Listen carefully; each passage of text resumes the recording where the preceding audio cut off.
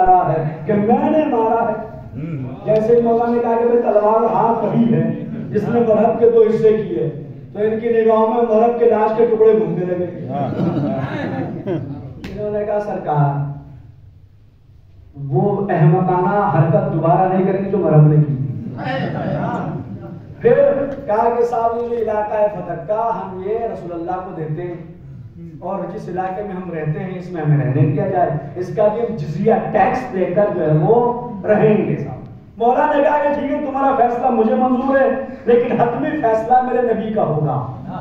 حتمی مہرے نبوت.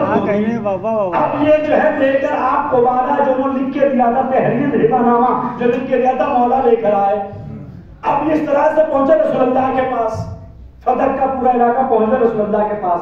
اچھا رسول کے پاس پہنچا تو صرف رسول کا حق تھا یا مسلمان بھی حقدار تھے؟ سوال یہ دراصل سن دیکھیے گا، کیا رسول اللہ کا خاص حصہ تھا یہ یا مسلمان حقدار تھے؟ تو مال شریعت میں 2 طرح کا ہوتا ہے. ایک مال وہ ہے جو جنگ کے نتیجے میں ملتا ہے، جس کے لیے گھوڑے دوڑائے جائیں، تلواریں کھائے جائیں، تلواریں چلائے جائیں، مرا جائے، پسینہ بہے، خون بہے اور نیزے چلے، تلواریں چلے. اس کے نتیجے میں جو مال ملتا ہے اسے کہا جاتا ہے مال غنیمت، جس کے لوٹنے میں ایکسپرٹ نظر آئے تاریخ مسلمان. چاہے وہ احد کا میدان ہو یا وہ خیبر کا میدان ہو، رسول اللہ کو چھوڑ کے لوگ مال پہ لوٹے. یہ فیکٹ ہے ہسٹری کا، حقیقت تاریخ کی ہے.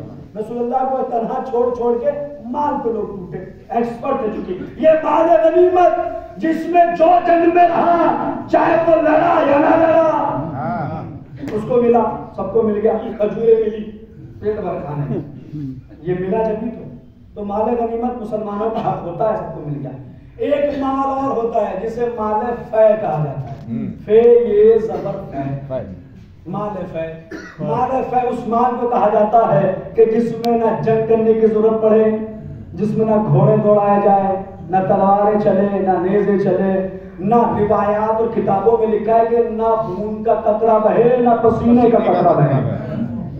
جو صرف اور صرف دبدبے اسلام کی وجہ سے مال ملے وہ مال ہے مال فے.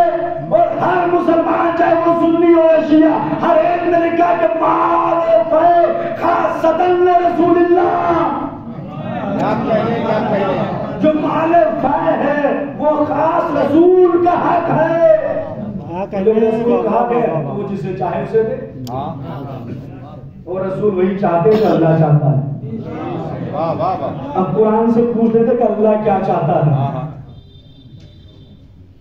ایک مال غنیمت سب کا مل گیا جو تھے، اس میں خمس بھی ہوتا ہے 5واں حصہ جو رسول کا، اللہ کا، رسول کا اور اہل بیت کا ہوتا ہے.